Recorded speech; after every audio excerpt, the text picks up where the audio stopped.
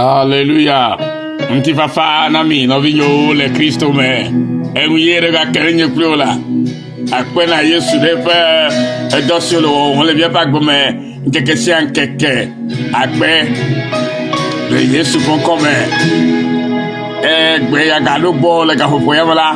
Ya ya to nenye. Ma o fe gbe. Alléluia.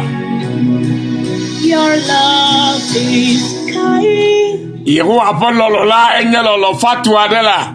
Your love is patient. Eye pololola enye jigbori fololo ade ojo lo mi la no mi yen. Fill my heart. Eye nabe edo mi apejime. So much peace. Ple muti fafa ple lolo. You're amazing. Enye ele tohe enamila ihu wala. Make my life feel brand new. Enabe wo mi afa gbe to za gbe ye la. You're amazing. Enye le tohe enamila. You make my life feel brand new. Eye nabe mi afa gbe to za gbe ye la. Jesus, you love me too much. Yesu Kristo lo mi alegbe la. Elomi kaka to me egbo to elomi to me do la. Jesus, you love me too much. Oh, too much, it's a love. Oh. Jesus loves us Jesus, you love so much. me. Excess love. Hallelujah. Lolo si ke gbo e ma do egbo opulolo kata atala. Hey, too much, excess love. Hey, aviyo. The neighbor lolo ale la enye to me fati lolo la. Your love is patient. Eye lolo anye jigbori lolo. You fill my heart Eye dojo lolo ma to do be benjime. with so much peace and joy. Ejo nti fafa kure jijo do mi benjime. You're amazing. Enye ele toke la. Hallelujah. Make my life feel brand new. Ena be mi afa gbe to sa gbe ye la. Oh. All your promises are yes.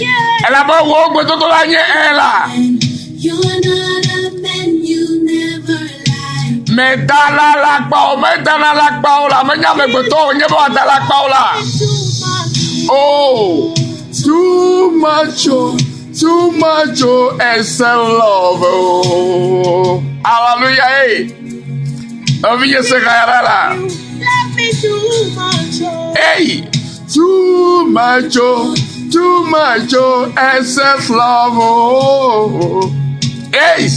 Ye cholo mila. Jesus, you love me too much.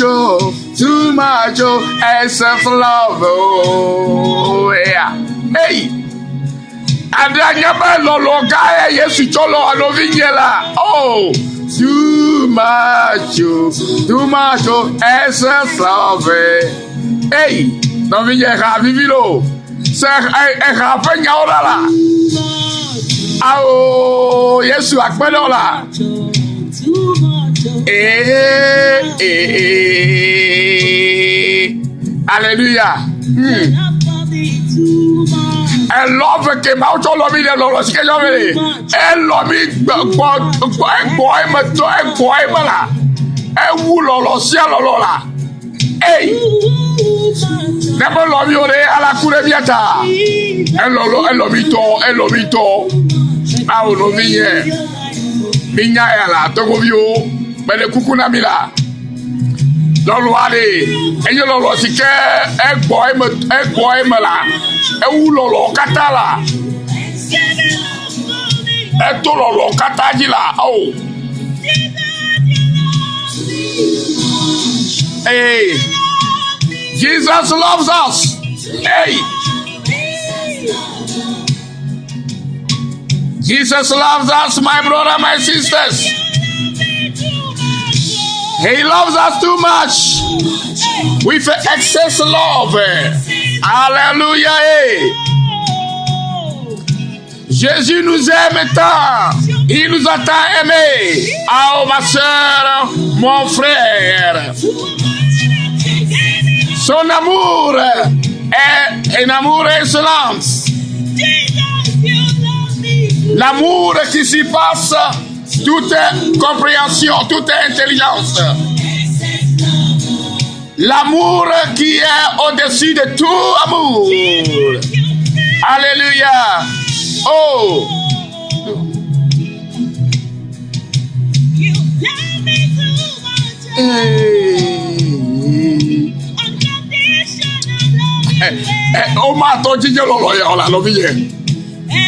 Alléluia. Oh, Maudou. Yes. Alléluia. Oh. Thank you, Father, for loving us too much. Excess love. Oh. Notre Seigneur nous a aimés. L'amour éternel. L'amour sans limite. Alléluia. Non vieux le Christ humain. Negata kwevene le etoji. Le agosisia seseme. Edo la dengle. Akure maufo lolo gasi otolomi.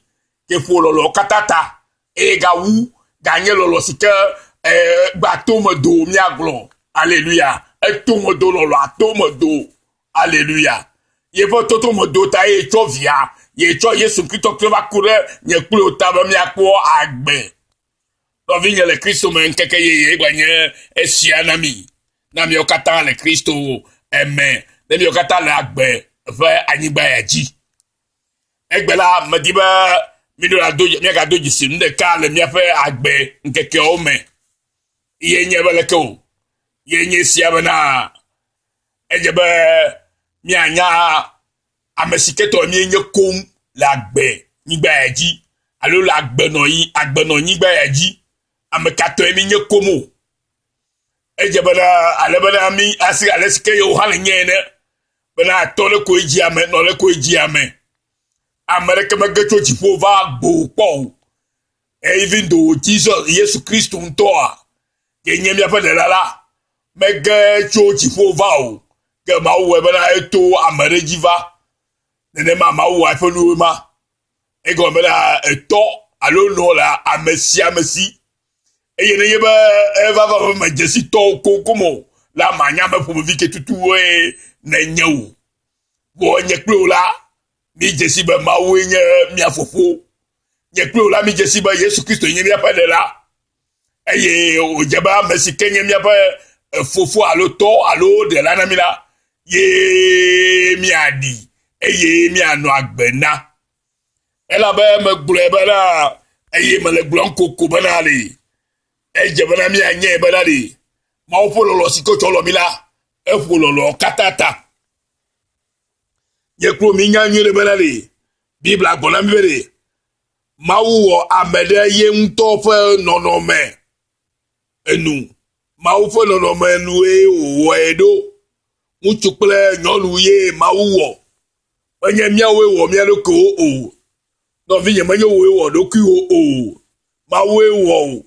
eye ke womila ewu ebera ewe o yira mi halenema abreska Mose fa agbale egbulena mi nene Mose fa agbale egbantoa blona mi bana le kuku igbanto le tagbanto ame to kuku bla vo adreme eye ogbona be mawo ame de ye unto fo no manu bawo fo no me enu ewo mutukple nyonu ye wo eye mawu yirawo eye mawu gbonawo bena miji na mi asogbo eye mi ayo anyigbalaji eye mi anye agbode eji mi adu fumelawo plenu si okata leji elasio tanakpe bubu okata ko le tomo ko ha eye bena et mon ligne nous a mis comme maucho nous kata demi-ate elle a bena enyabe ye fait à monsieur wori to bon non mon là ye côté à ton ode no vigne et ya tana jesi egbe et ne ma jesi walo on to gba koto do ko blembana maumeli ola ke me dibe na nyabe mauli et na trole unti na wo amenyenye zuzu eye teme gbobela do agbeha ne na no agbe do agbeha ne na no agbe do agbeha ne na chi agbe wo agbenu ne na po agbe hallelujah elabe mawu lomi alegbegbe eye onami oha agbe to ye to do kwicho to na to do kwicho to demiame eye ke bible agbole eni ya Mose fa gbale gbanto etavelia buku ya madre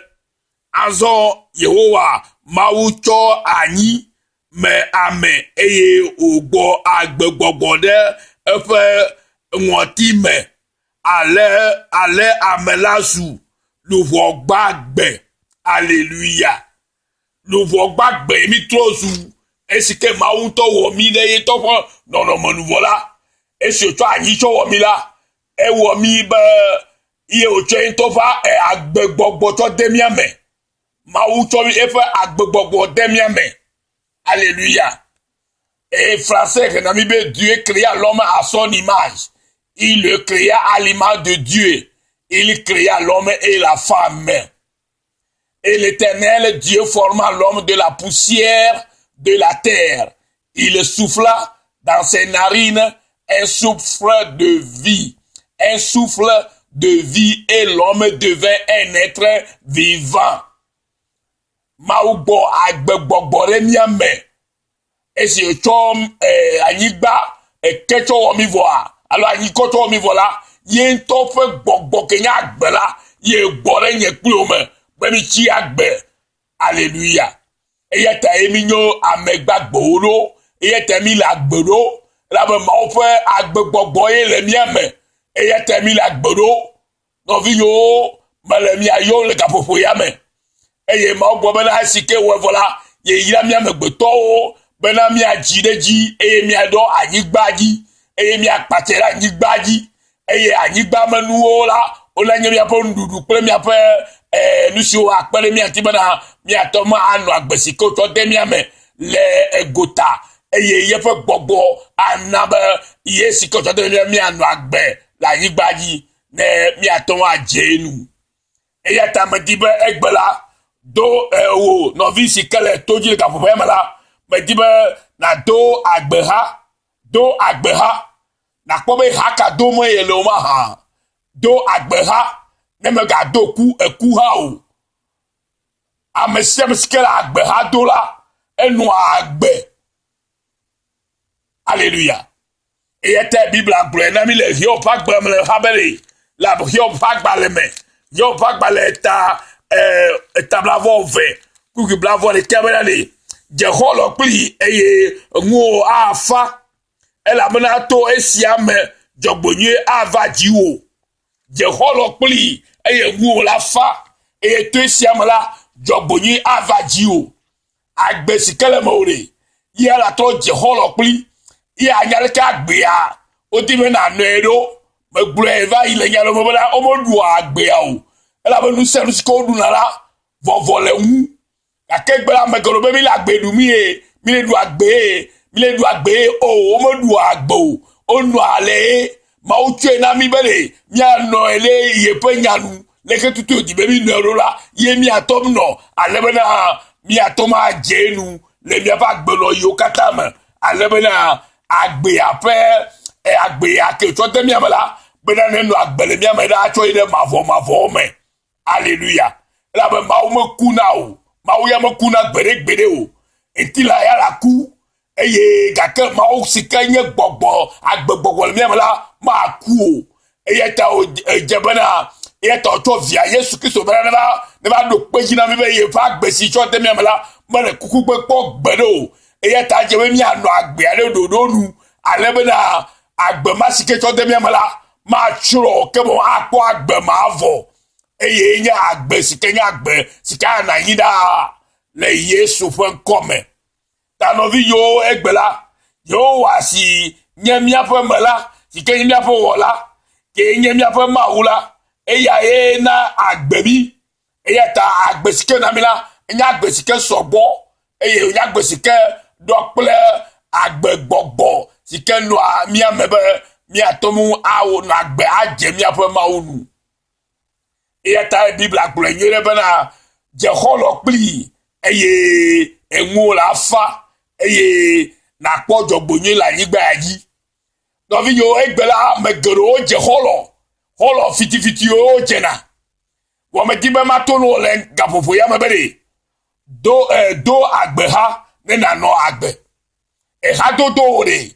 nanye ehadodo si ke ŋuti kɔ ke ye Mawu ƒe lɔlɔ̃ ƒe agbe kple eƒe hadodo me ne nanɔ ne nakpɔ nanɔ agbe elabe agbe si ke Mawu tɔ de míame la ebe mi nɔ ɖe yeƒe nyanuwoe menye be miaɖui ɖe míaƒe ɖuɖunu o alo ɖe míaƒe didinu o ebe mianɔ agbea ɖe yeƒe nyanu elabe yeƒe agbe yetɔ etsɔ ɖokui ƒe gbɔgbɔ tɔ de míame be ne mitɔ zi nu gbagbewo ne eya ma eya ta wòdi be míawo hã míanɔ agbe eye míanɔ agbe ɖe yeƒe nyanu yeƒe nya si ke nye agbea le míame la míanɔ agbe ɖe nuveve bena leke wòdi be míaƒe agbea ne nɔ la ŋgbe si ke wòdo ɖe míaƒe agbea ŋuti la ne wòatɔ ava me na mí le míaƒe agbeza me le Yesu ƒe ŋkɔme eya ta ye Mawu le toto na nye kpli wo bena ɖe aleluya na wɔ tiatia sia egbe tiatia ye Mawu tsɔ de ŋkume na wo bena wɔ tiatia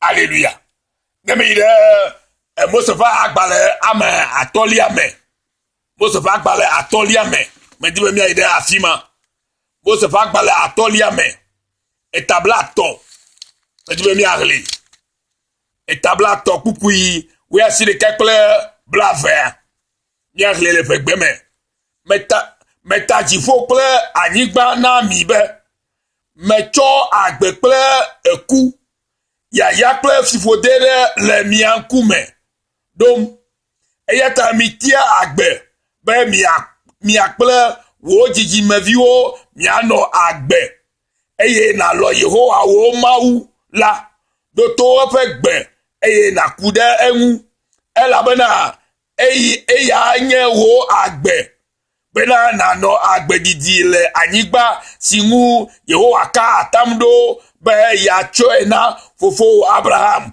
Isaac kple Yakob la dzi aleluya si ke Mawu wɔ mi la ewɔ mi etsɔ mi da ɖe anyigba dzi abe si ke mi ɣli le enu ya Mose ƒe agbalẽ etagbãtɔa me ene be Mawu wɔ mi tsɔ da ɖe anyigba dzi egblɔ bena anyigba dzi nuwo katã la wonye miatɔ bena miakpatse ɖe wo dzi aleluya eya ta gbɔgblɔ mi tso gbedzi la edi be natsia enu ve ye tsɔ da ɖe ŋkume na wo enu ve Yehowa tsɔ da ɖe ŋkume ta be yetɔ eta aleluya meta dziƒo kple anyigba na mi be Yehowa ta dziƒo kple anyigba na mi be aleluya metsɔ agbe kple ku etsɔ agbe kple ku tsɔ da ɖe ŋkuwo me egbe be natsia ɖeka le eme ye ŋutɔ nye agbea medi be naku o eya ta gblɔ be do agbe hã ne nanɔ agbe eya ta tsia agbe ne nanɔ agbe eye ame si ke tsia agbe la ye tsia Yehowa Mawu aleluya praise the Lord eya ta me le gbɔgblɔ na wo be abe si ke Yehowa tɔ ta dziƒo kple anyigba ene ya eye gblɔ be metsɔ agbe kple eku tɔ da ɖe ŋkuwo me be natsia ɖeka le me la nɔvinye medi be natsia agbe ye Mawu agbea Mawu gbɔ Mawu ye agbea abe leke Biblia gblɔe ɖe eye wògbagbɔ be etsɔ yayra kple fiƒode le mia ŋkume ɖom egbea eya ta mitia agbe be mia kple wo dzidzimeviwo la mianɔ agbe eye nalɔ Yehowa wo Mawu la ɖo to eƒe gbe eye naku ɖe eŋu elabena eya nye wo agbe aleluya Yehowa enye miafa agbe nenema yo nyema ela ba ye gbo be cho e fa agbe gogo e gbo le miafa ngoti me be mi trozi nu gbagbo ele go be cho e fa agbe to de mia me ke le nya be Yehowa enye agbe ta je be na tie ya ma egbe ne na trolo ojime e na trozi e ya mato eye agbe sike ye Yehowa nyela na kpro le wa agbe nyi gba sike ji o cho no la be mi ano eye te gbo bla e kata mbe mi ano anyigba ji eye mi ano agbe hallelujah e kata mbe mi afofo Abraham Isaac bakle Yakobo toto esiama bena be mi ano agbe dediele anyigba si ye chona milaji mi ano agbe dedie na chi agbe la ye ado hakple agbela ano agbe dedie eye agbe afera do enye Yehowa mawu ye la do hakpli hallelujah America be lo be fifote na va ji po gboro America be lo be yaku o ka ba gboro ka di be ano agbe didi eye tabi la gobe la chi agbe egbia eye agbe di na nye gomo popo na ono vinye le Kristo me hallelujah eye o yi gbo bana metaji fo ple anigba na mi egbe be mi cho agbe ple me cho agbe ple ku hallelujah ya ple fifode na chia agbe la apo ya ira eye ma u to gbe bana eya ta mi ti agbe ne mi akple jiji me vi o katale mi ano agbe mi do la ti agbe no vi yo eye mi akple mi apapo me o katakle be jiji me vi o katale agbe na su mi asi eye mi alo Yehowa sikenya agbe ya ameskelo afa agbe la me wa me do aha ekufa eha o me do aha fiti o etura le ma o sikenya agbe la unti be ya se Yehowa pe eya fa agbe sikele me la ya do to e no vi ye jebe mi ado to agbe sikele mi ame agbe sikele mi ame o jebe mi ado to esikenya Yehowa mawu ela be gbo be ye nya agbe la eye ne be ya le mi ame la mi alo agbe dedie eye ne bi du ato agbe sike Yehowa to de mi ame la sikenya mawu to la mi alo agbe le ye po dodonu eye mi ajenu be la agbe didi sike o to la mi la ne wa to no mi ame ne mi alo agbe didi na ye po koti koko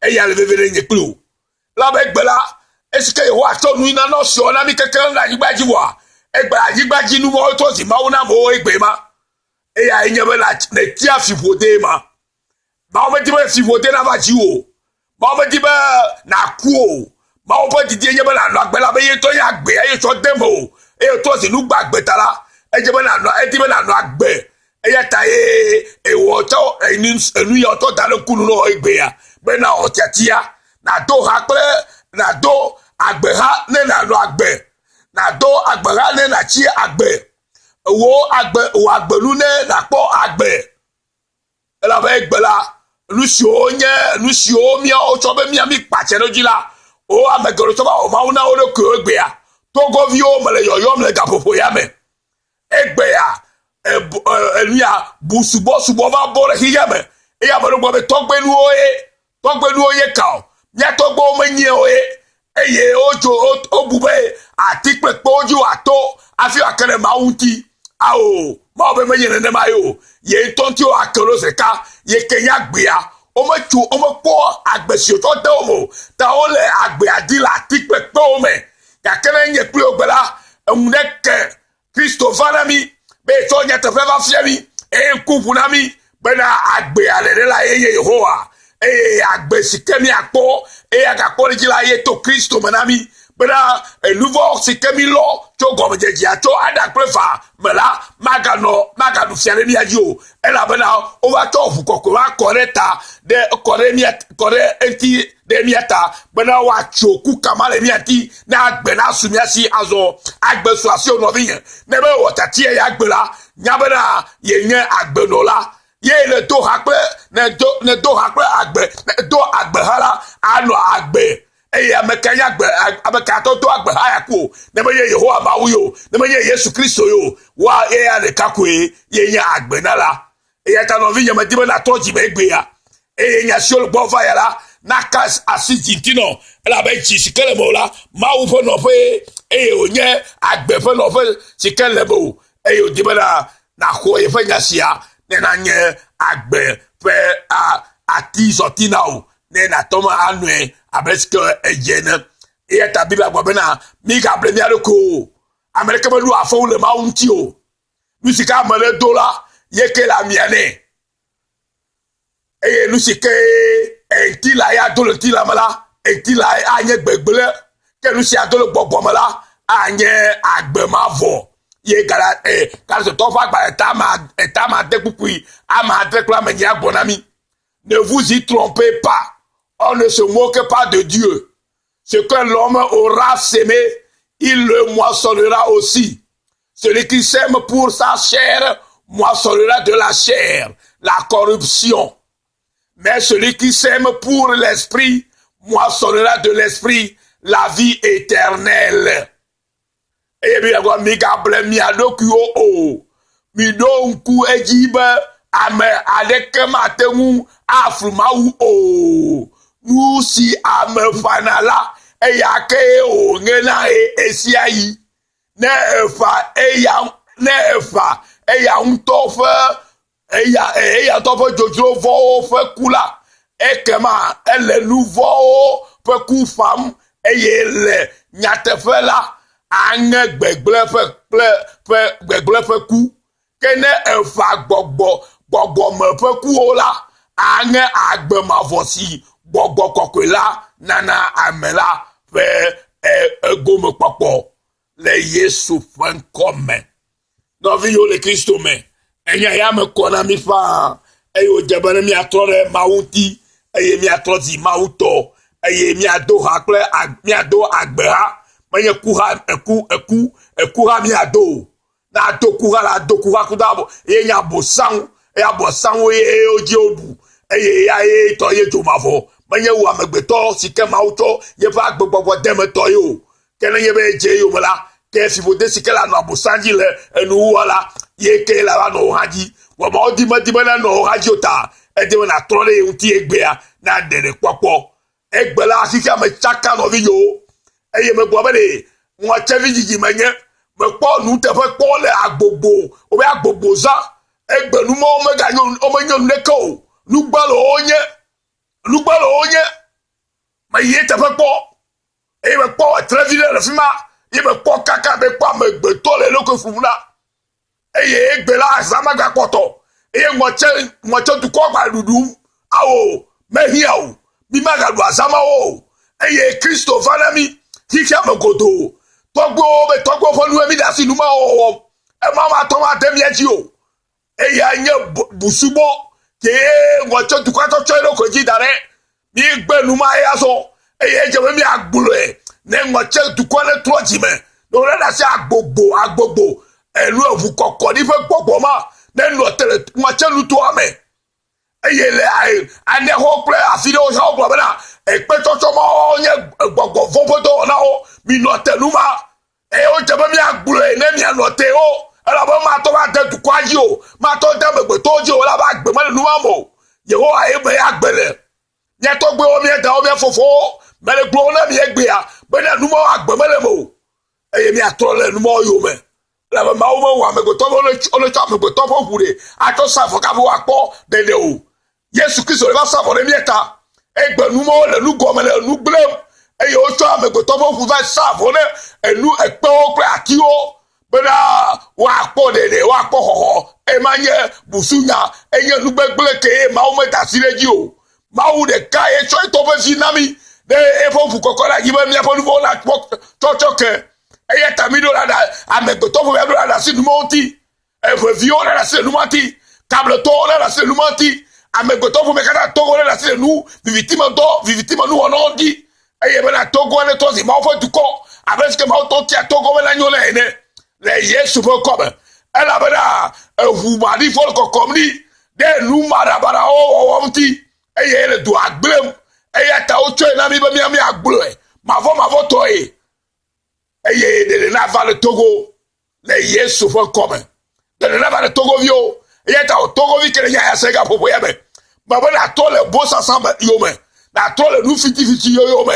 Gbado ra gbado ku ha. Do agbe ha bom ya agbe na swasio. E la bena e mo kata la ma pere muti o le mo ka ji o.